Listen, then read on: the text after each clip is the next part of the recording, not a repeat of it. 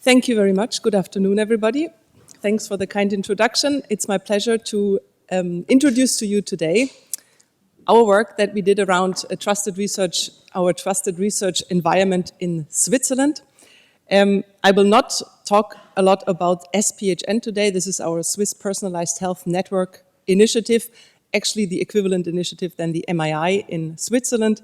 You heard about that already last year in fall at the last event. So I will focus on our Biomed IT network, as we call it, our trusted research environment. Just to give you a little background on SPHN, we are mandated to create a scalable and sustainable data enabling environment with a lot of different health data types, of course, and also with a lot of money coming from the Ministry of Health, of Research and Innovation in Switzerland.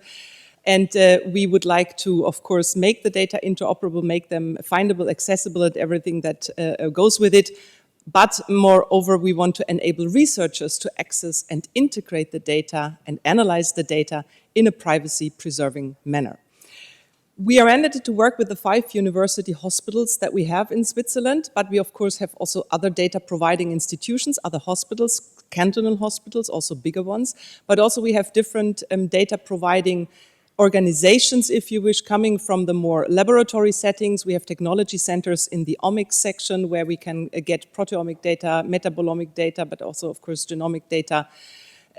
But we also have, for example, big institutions that collect clinical research data that could be reused for our research purposes in SPHN. And this is why we have a large network around those 5 university hospitals that all need to provide data to a certain point, to projects or to a particular people who would like to work with the data, and the network is bigger than only the 5 university hospitals and their related hospitals. This is what I would like to show you with this graphic. And now you can already see the 3 red dots.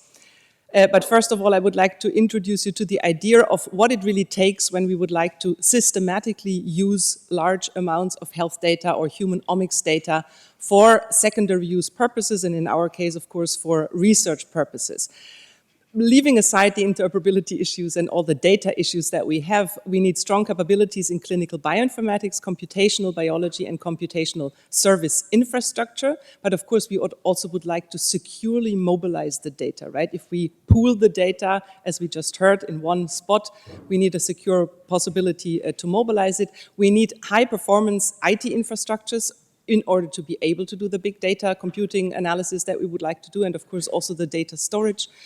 And we would need ICT systems that comply to the stringent ethical and legal security measures when it comes to the processing of confidential information. That it still is, right? We can pseudonymize or anonymize as much as we want. If we have the wealth of health data for one patient, as we just heard from Brad, the re-identification risk is always there. So we have those 3 dots that you saw on the former map. These are our nodes, our so-called Biomed IT nodes. They are located within universities, one at the ETH, our federal university in Zurich, one at the University of Basel, and one at the University of Lausanne. These are high-performance compute centers that already were used in the past for data processing and data analysis, but not for sensitive research data, only for non-sensitive research data. So what we did in the realm of SPHN, in the so-called Biomed IT project, is we established in all of those clusters the possibility to also work with sensitive health data, but also other sensitive data types in those 3 clusters, and we build up the infrastructure accordingly. So we have those 3 physical nodes, and we kind of span a Swiss private cloud on top of those 3 nodes. And the idea is that data providing institutions send data into this cloud, and the researchers only get out the results. So the data remains within that Biomed IT network, no matter on which node the data is stored. Data remains in there. They do the research. We have a portal where you can access your data and also do other things. And only the aggregated results can leave the system again. So it's so to say, a secure cloud with HPC offerings. We have a central IT management that we do at the Swiss Institute of Bioinformatics centrally for those 3 physical nodes that are located at the universities. So also in terms of responsibility and liability, the nodes are responsible, so the universities are responsible. They provide the scientific IT support, they provide the hardware and everything that is needed to do the research. We developed the Biomed IT portal as a central entry point, and of course a lot of central tools and services with it that you can see down there. I come to that in a second. And the idea is really that security was thought with by design. So we have a common information security policy spanning the entire country, and all of those collaborators in the 3 Biomed IT nodes have to stick to our Swiss standard when it comes to information security. This system allows now a secure mobilization, processing, and storage of sensitive research data, and we also develop tools for an end-to-end encrypted data transfer. I will introduce that to you also in a second. So when you think of data transfers in the realm of big research projects that we have running in SPHN, as you have them in the MII, of course, there are reoccurring data transfers, right? You have, let's say, university hospitals, 5 of them in Switzerland, that basically provide data to a project in a way that they send a data transfer package every week. So you would like to, of course, avoid point-to-point connections in terms of, we use SFTP as the line to transmit data. So you have to do the IP whitelisting and everything. So we came up with a kind of a snowflake architecture that dedicates basically that in geographical approximation of a node, all of the institutions send in the data always to the same node, and then the data gets automatically routed to the system, to the place where the data actually ends up on one of those nodes, in one of those B spaces, project spaces. I will introduce them to you in a second as well. So the idea is that we always have the University Hospital in Basel, for example, feeding their data into the University Basel node, and then, of course, if the project is hosted in Lausanne, for example, the data is routed automatically. This helps us to save time in terms of data transfer requests and data transfers in the system. We are working now towards HTTPS, so this means we do not need to whitelist IPs anymore. So this will, of course, then allow a point-to-point connection that will be a lot more flexible than we had it in the past, but of course also comes with some disadvantages, as you can imagine. So regarding those B spaces, we call them, it's Biomed IT Secure Research Project Space. These are basically then your environments where you can remotely access through the Biomed IT portal your data. There, your data set, your cohort data, whatever you want in there. You have your CPUs, your GPUs, your RAM, and your storage associated with those B spaces. And of course, you can do your analysis there as a researcher. You can bring in additional software and containers. They have to undergo security checks, of course, that takes a while. But in general, this is basically your playground. You can do whatever you want there. You have a software stack where you can choose. We work with different software stacks. They are very rich, so normally everybody finds what they need here, and you have remote access to it in a virtualized environment so that you can sit on your desk and work on your data as if you would process them in your home institution or on your home or an institutional computer. Between the nodes, we have a high-capacity network running. We rely here on our infrastructure provider Switch.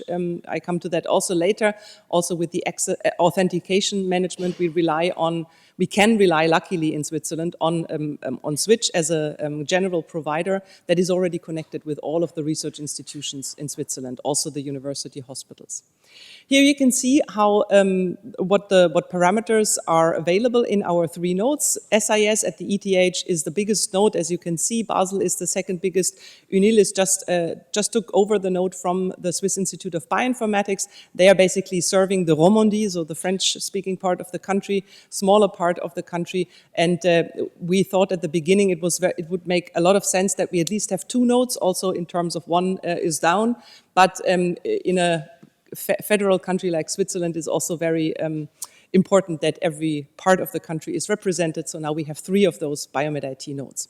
We have already 110 local, national, and also international projects running on those 3 nodes, with 30 data providers hooked up, connected to the network. And with connected, I mean ready to transfer data. That means we can just, there is one point of exit in every data providing institution. That's very important, so that they know what data to transfer, and they can basically press a button and send the data into the Biomed IT network, with 680 users currently on the system. It's very important to mention that we do not pool the data without any concrete, without the occasion of any concrete research project, right? We have projects running, collecting data or gathering data from different data providing institutions, and whenever a project is approved by our cantonal ethics committee, then it gets a B-space, and then we start pooling the data from the different data providing institutions. It's not a data gathering without a purpose. This is also forbidden in Switzerland. We can build registries on Biomed IT. This is also what we do currently. But it's not that we build a data lake on Biomed IT as a centralized data platform, so to say, for Switzerland. We are truly investing in a federated network, so data should be kept where the data is also gathered in the hospitals or in other institutions, and only pulled together on particular projects or purposes. Our secure encryption and transfer tool, we developed this from scratch actually, but with a lot of reused a lot of components, open source components that were available. So there is an automation around standard packaging, GPG, TAR, using SFTP, as I already said. The set supports the data encryption and decryption, but also the compression.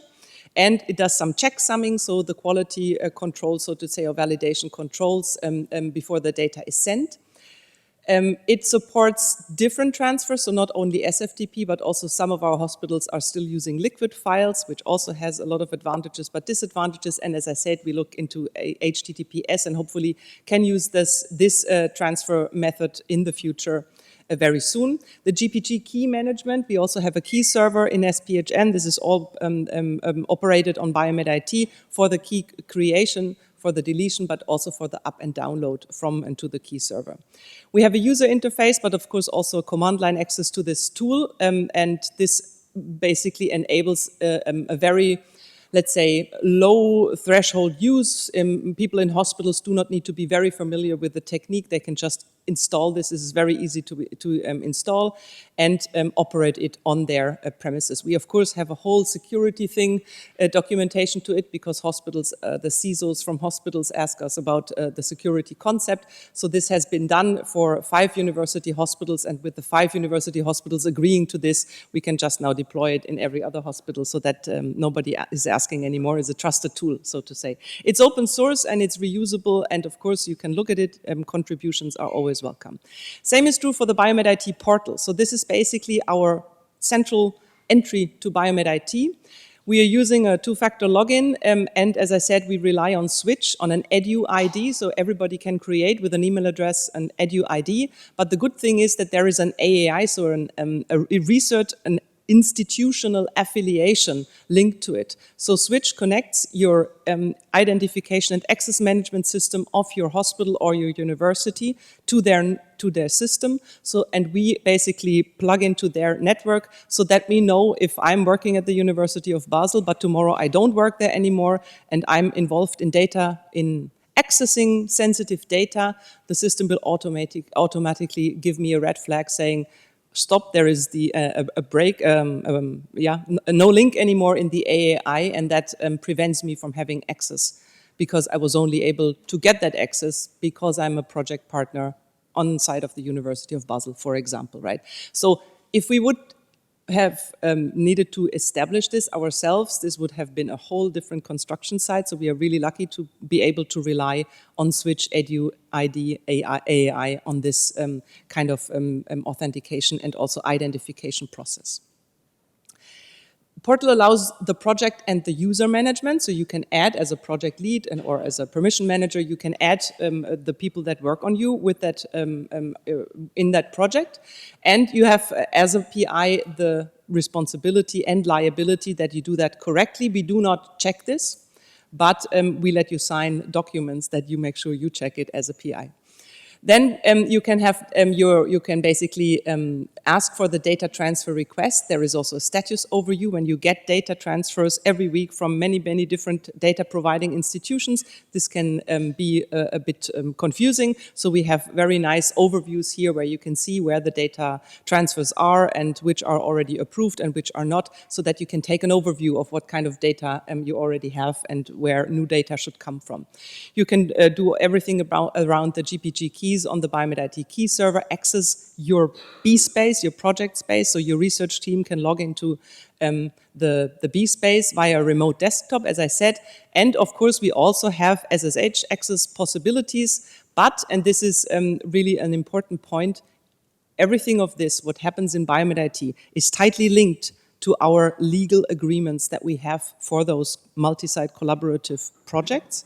And of course, if you need, as a researcher, SSH access, which means we cannot control what you take out of Biomed IT, then we have to write this into the agreement, into the legal agreement, and the data providing institutions explicitly have to agree with this, which is possible. They allow this, but you have to have good arguments that you need it. So this is basically the one-stop access also to other central services that we have. We have our federated query system, for example, available through that portal. So we try to channel all of our users in Switzerland, all of our researchers, through that Biomed IT portal, not only for the identification and access management, but of course also in order to provide them a one point of source for everything in one URL. Also here, open source, it's reusable. We also have different institutions in Switzerland that already use this portal, but for different purposes, for local purposes. So when we look at the trusted research environments, we basically can ask ourselves, okay, what do we want? We can hardwire, or we can serve basically like an oil pipeline that is very, very unflexible. It's also very expensive, but it's very effective, right? Or we can say, do we do it like a train system? We offer some different things. It's kind of flexible, but you can only go where there are tracks. Or do we want to be a car that can basically serve nearly every purpose? Because, you know, there is no one size fits all, also not in bio or in data-driven research or bioinformatics. But of course here the safety is determined on how the car is built and, more importantly, how you drive the car. And we decided for the car type in Biomed IT, but of course then we also need to make you aware of your responsibilities when it comes to security. So we have mandatory security awareness trainings for all users, analogous to the driver's license that you need before you are able or allowed to drive a car. We have secured and control management of the data imports into those B spaces, as I said. We we allow remote access to the B spaces. We do not allow you root access to the system, so you have to work with us or work with the nodes as a researcher and ask for their help when it comes to changing something.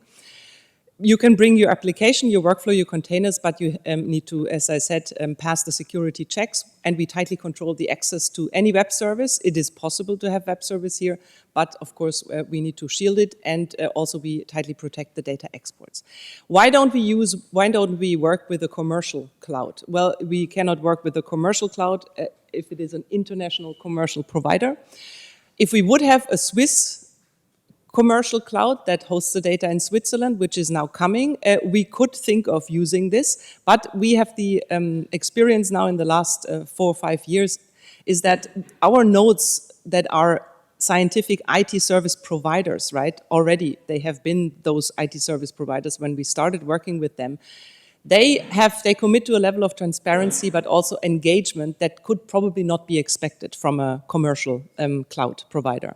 And also our nodes, they know their audience, they know their users, they know their clients, they know what support their customer need because they were working with them for years, and this is really an advantage that we now see. Although this is a federated system, although it's complicated, we have 3 universities that say, it's only our rules and not the central rules. But of course, we can rely now on on a good community that we were able to build up in the last years. So what kind of clients do we have? As I said, most of the reason why we built this were the multi-site collaborative research projects that we have in SPHN, with data coming from different institutions and with people accessing the data sets from different institutions. These are let's say, researchers from different disciplines, right? And they all need to have access to the same data set at the same time. We also have bilateral collaboration, so meaning that Biomed IT nodes have, for example, run collaborative projects with international partners from their university, which is possible, but also we have the clients that outsource data management or ML/AI applications, for example, compute needs. We have that a lot with hospitals, that hospitals outsource their data and their analysis purposes to Biomed IT, mostly also locally, so in close proximity. But of course, we also have local projects of the node-owning universities that have their own tenants or their own B spaces, and they use this for their own research purposes. Biomed IT acts as a processor in our legal agreements on behalf of the data controllers. So even if the, let's say, ETH in Zurich is the project lead and is the controller, the unit of the Biomed IT node is a processor in this, and we also have separate agreements for this, which is important so that we distinguish between the controlling institution, who is the PI in a completely different department, and our Biomed IT node that is the scientific IT services. The security concept you can see here, we have to, we always work in a federated way. We work policy-driven, and the policies not only reflect our central needs, but also, of course, as I said, the local needs in those universities. We are looking for a risk-based approach, so in terms of the assessment of the risk levels and vulnerabilities, the pseudonymization and information assets, we work a lot also when it comes to the de-identification in these risk-based approaches. And here, of course, a dedicated trusted research environment helps a lot in gaining trust from the data providers. When you can say data remains within Biomed IT, it's not being transferred to any foreign computer or server, and we have tight control over it. It's agreement supported, so everything needs to be signed, and we have a security awareness training, a mandatory one, as I told you. We have controlled access and, of course, controlled transfer of data within Biomed IT. And this slide I put in to only show you what basically is needed when you think of the full stack, right? So the bare metal, the hardware, as a cloud provider would provide it, is actually only the infrastructure part at the bottom. But it takes so much more, and all of the security aspects actually come in the layers above that bare metal. And this is really where we don't really see a one-size-fits-all from a commercial cloud provider, because we need to basically have different, take into account that there are different needs and different expectations from our researchers. We need to have data mobilization from so many various data providing institutions, the controlled import and export, and the controlled user access. So if a commercial cloud provider would take over all of those responsibilities, this would be great, but normally they are not interested in doing this, and not even thinking about all of the contracts and the other support that we are doing on SPHN side to make this happen. So I thought you might be interested in also what kind of money we had to put on the table to come up with this. So basically our nodes, 3 nodes, get 300,000 francs, Swiss francs per node per year. For, that's the basic funding for hardware and personnel. We have an additional funding stream for software and licensing and consulting. This is another 100,000 francs per node per year. We pay 1 full-time equivalent per node per year for developing our central tools or contributing to the development of the central and local tools and the interoperability aspects. Also, we cover the costs for 1 security officer at every node. And for the data management and research support, we have 1 additional FTE per node per year. And of course, our universities that run the nodes have to come up with the equivalent matching funds for the money that is centrally provided by the Ministry of Research. For my central team, we need money for personnel, hardware, software, project licensing, of course, also running costs, and this adds up to 1.5 million plus ou moins per year. So you can calculate that this endeavor wasn't cheap. We got 2 times 18 million for 2 times 4 years. We didn't spend all of it. We have some money left now, which is good because we are now building a Swiss federated European genome-phenome archive, so a repository for genomics and other data in Switzerland to interplay with the European community here. And this is also funded from those Biomed IT funds. And of course, we also have other projects that were funded through the Biomed IT funds. So my lessons learned and the remaining challenges that I would like to point out to you is that there are many challenges to face. Most of them are actually not technical challenges. So the tools and technologies and the money, they help to support all of, or to solve some of the problems, but really the greater challenges are the expectations, right? I mean, researchers want the data now. They do not want to wait. They want to exactly process them and analyze them in the way that they were used to 10 years ago when there were no security aspects to be met. And of course, we need to gradually change this and explain to them that it is sensitive research data and that they cannot just work with it as they were used to 20 years ago, because now we have different data protection laws in place and so on. The data harmonization and interoperability aspects, I do not want to go into this. You know that this is the hardest part. The federated approaches they are required, and many groups need to be aligned. This is really, if we want to pool data, if we want to get data from multiple providers, hospitals, tech platform, other sources, but also modern sciences means multidisciplinary collaborative research work. So this is how we need to bring everything together, and we need to accommodate for all of their different expectations. And trust is the most important currency, as we have experienced it in achieving harmonizational and collaboration successes.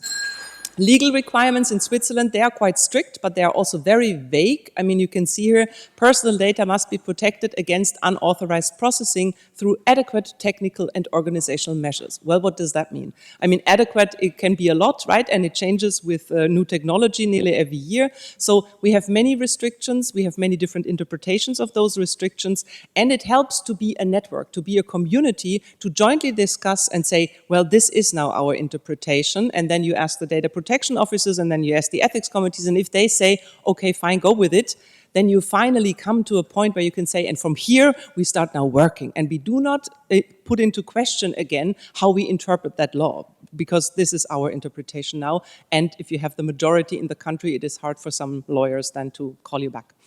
So the security and harmonization creates, of course, also complex engagement between the partners. We had a lot of time at the beginning arguing who gets what money and what needs to be done, but the compatibility of different policies and also day-to-day procedures is, of course, not easy when you do not have, or you do not have the leverage for a top-down approach, because we are working in this federated, very democratic, direct democratic way how the Swiss are used to work.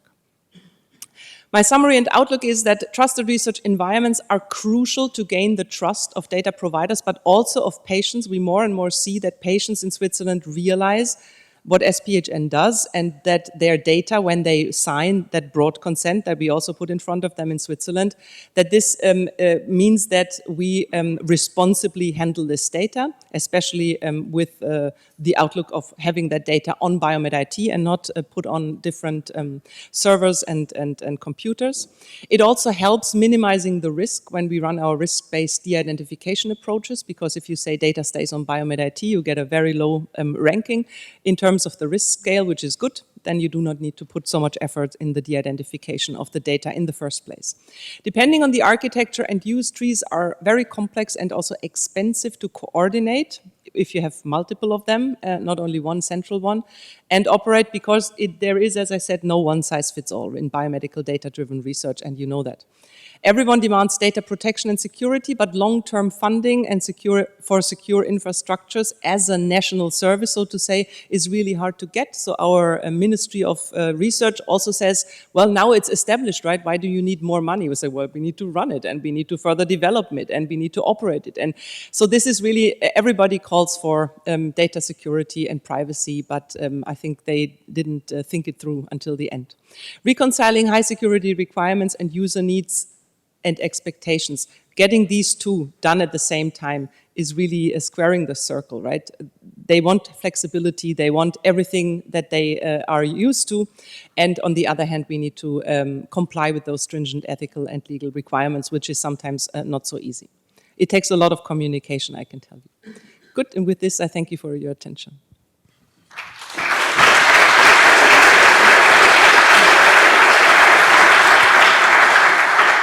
So thank you, Katrin. I think we would be happy to have something in Germany. we try to build up something like this in Bavaria, and we try to convince our deciders to just have a look to Switzerland. And so, other questions? Yeah, Thomas.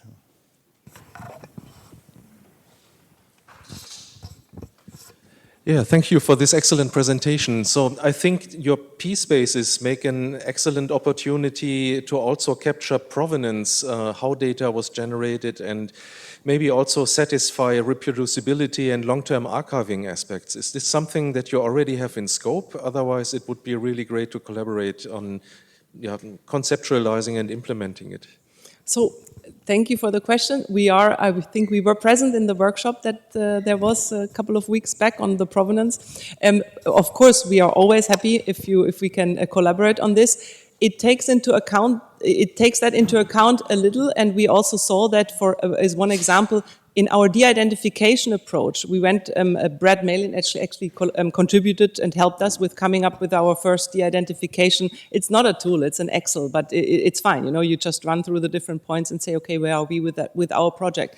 And we saw that, for example, we have to also fit it to our interoperability strategy. So we cannot just strip where the data came from in the first place. First of all, you rightfully say we see it anywhere and anyway in the portal.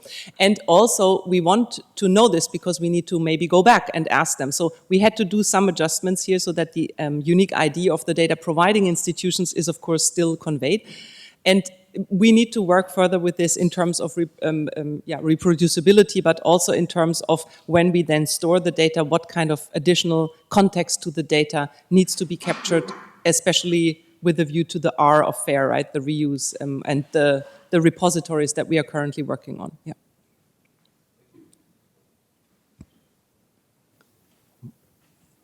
More questions? Yeah, Brett? I mean, I'm astounded that you can pull this off. Do the costs get cheaper over time? I mean, or have you reached the point where that is the fixed budget? And if I understood correctly, you said it was initially 80 million, and then now I couldn't exactly compute what the operating budget was, because I think if I understood it correctly, currently it's 3 nodes, and if you had 1.5 million for the center, then it seemed as though you were probably looking at an operating budget on the order of around 3 to 4 million, if I had to guess. Yes. Is that where you think it's going to be consistently running forward? So this is where we are now. We started with a lot less because we needed to bring them gradually up to speed, those nodes, right? And the one was faster than the other, the one that was already further developed. So I'm not so sure if the costs will go down more. So I think we reached a plateau now in the last 2 years, exactly where you say I think we spent 3-point-something million on the 3 nodes and then another million plus or more on the central team, depending on what you also, what you take into this equation, because we are working, for example, we run a project now with the Netherlands on the personal health train, because we would like to use that system also for international collaboration. So is this now in or out? It's difficult to draw the borders, what exactly the tree is and what the rest of the network and project is. But I think it will go down a bit more in terms of automation. We automated a lot, and the more you automate, the less cost you have in personnel. You will always need the sysadmins, you will always need the people who really talk to the researchers on that nodes. We will not get rid of them unless you take the approach of the oil pipeline, right? And then you say, this is what you get, deal with it. I think the CSC in Finland does it a bit like that, right? They just say, choose, and then you're on your own. But of course, maybe these are different skilled people on a different level, right? If you do that for bioinformaticians, that might scale, but not for clinical researchers. And we have a lot of medical doctors and clinical researchers in our network, and they need the technical advice and support. So I would say it goes down a bit. We do not have enough money. The SPHN winds down at the end of 24. We now have 20 million for the next 4 years, 25 to 28. but the 20 million will for sure not be enough. It will be enough for my central team to survive and also a bit of the network, but it will not be sufficient to fund the 3 nodes on full scale and also the university hospitals that we have in the network. So we will have to see how we can make some in-cash matching funds available for the next 4 years.